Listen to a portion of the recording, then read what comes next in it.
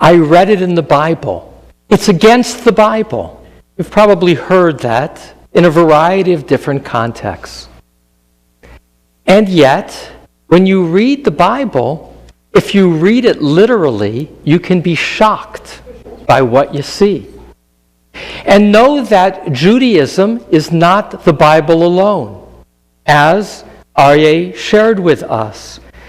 How the rabbis understood ayin tachat ayin, an eye for an eye, shein tachat shein, a tooth for a tooth, is not literal. Doesn't mean it's not there. It only means that it needs interpretation, and that there's a possibility of different interpretations. And the interpretations are a matter of debate. Talmud. There is only one Mishnah, one early discussion among the rabbis where there wasn't a counterpoint. The Mishnah that is traditionally read on Friday night about wicks for Shabbos candles. There was a consensus there. Everything else, if you open a Mishnah, point, counterpoint. Why there's point, counterpoint? Separate conversation. The main thing to share is that Torah is a matter of interpretation, and the interpretation is never self-evident. Ayin tachat ayin, shein tachat shein. In the Talmud, it's called HaChovel, the Mishnah in Baba Kama, has 8 different explanations of why it's compensation, with different verses cited. You may know in Roe v. Wade, merely coincidence, there are also 8 different explanations of that new understanding of privacy out of the 9 justices.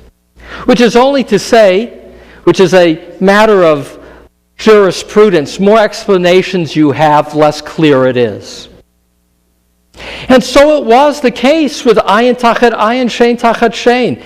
There is not a consensus in the Gemara as to what you can demonstrate as the basis for it being compensation, other than what is not said explicitly, which is just seems abhorrent, somehow morally repugnant, to knock out eyes. Later, Sadia Gaon, a great teacher in Babylonia, will say, well, it's evident that it's not necessarily fair, because if you have a one-eyed assailant and you knock out his eye, he's blind. So clearly, on the level of fairness, it couldn't have meant talion, a quid pro quo, equal mutilation. And so the rabbis understood in that case that verse that Aryeh taught us about was to be understood as compensation, and as Aryeh explained, that had 5 different facets. Well, that can allow us to feel good, rightly so, that ours is a tradition in which there was not mutilation, as understood by the rabbis.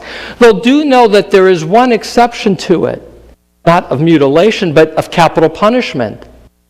And that is, for capital punishment, the rabbis hold that stays, that even if a master kills a slave, you can't, as in the Hammurabi Code, you can't pay compensatory damages.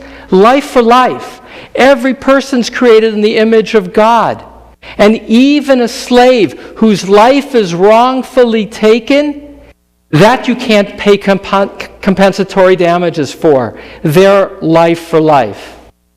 And then there will be a discussion, what are the exceptions to capital punishment? But there's a problem in our Torah reading today, at least for me.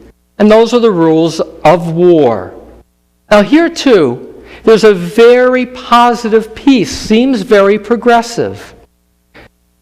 A person in a Milchemet Reshut, which means there's 2 kinds of war, according to Rambam, Maimonides, in his Mishnah Torah. Now what's interesting in terms of the Mishnah Torah on this is this section of the Mishnah Torah is called Hilchot Melachim, the rules of kings, Milchamotehem, and their wars, which is to say that the power of a king was precisely the ability to wage war. So Maimonides, in his Code of Jewish Law, he defines two kinds of war. Milchemet Reshut, a war that is elective, and Milchemet Mitzvah, a mitzvah war. We too have holy war in our tradition. For Milchemet Mitzvah, for an elective war, according to Mishnah Torah, a king, even a king, could not do an elective war at his own whim. He needed the Sanhedrin of 71 judges to consent to have an elective war. That's not in the text. That's the interpretation. There, the sages sought to make war, an elective war where you're out to conquer land, all the more difficult. But there's another kind of war in the Torah. It's called Milchemet Mitzvah. I said it a moment ago. That kind of war is a biblical war where it's a command, namely to wipe out the 7 nations and Amalek. Now that's problematic on a pshat level, on the initial reading. And for that war, the king did not need permission from the Sanhedrin, according to the Mishnah Torah. It was a decree, and more, as pointed out in verses 14 and 15. You were to wipe out women, children, the elderly. You were to slaughter them all on the pshat. That's very troubling. I know people, sadly, who pull out from the Torah those kinds of verses as a demonstration of why the Torah is abhorrent to them. Because you can cherry pick. You can pick your verses that are, like that verse, quite unacceptable in a modern context. There are different interpretations. Is Amalek still around? Not so clear. There have been some who have claimed that Amalek is still around in the Holy Land, and there's an obligation to wipe them out. Others would say like Rambam, we can no longer identify Amalek, who those people are, or their descendants, and that law no longer holds. But the idea of any sacred text, this is my main point, a sacred text can be distorted in its interpretation, or it can be a source of elevation and inspiration. And that's not just true for the Torah, it's true for the Quran. Yes, in a synagogue it's important at times to talk about the Quran too, because we live in a bigger world. And all too often, people hear the word jihad and they say, that's Islam. Muslim imams would say, many would say, jihad is a psychological war against oneself. That when the Quran spoke about wiping out others as holy war, that's no longer applicable for our time. That's what the majority would say. So that you can take a concept like Milchemet Mitzvah, we have it in our tradition.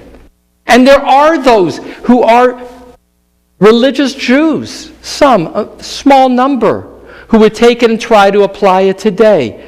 But it's very important that that does not necessarily define whether the Bible is a good book or the Quran is potentially inspiring to others. That's so important to know. You know, the Pope recently was unwilling to condemn after in France, it was France, where there was a priest who was slain. His throat was cut, and it was France. And the Pope, who was traveling at the time, said, "This person is deranged. His act does not define Islam." Doesn't mean that Islam doesn't have issues. But that's my main teaching, is that our holy book is holy. Our Torah elevates our lives. But do know that the Torah needs interpretation. And it's the interpretation of the sages that indeed extracts a quality of meaning that is ongoing in a need to make Torah relevant for our times. And without Mishnah Torah and later commentaries, reading the pshat of ayin tachat ayin, shein tachat shein can lead to distortion. But do know in how we see other faiths too, that other faiths deserve to be viewed by the best in their tradition and not by the worst. And likewise for ourselves, we need to read our own tradition for the best of those interpretations, knowing that that is our opportunity through Torah to become more whole. Ribono Shalom, Master of the universe, hafach ba v'hafach ba dekuli ba, ben bagbag taught of Torah, turn it over, for all is in it. But what is in it requires interpretation. May we interpret through your eyes, bringing light to your words. Amen.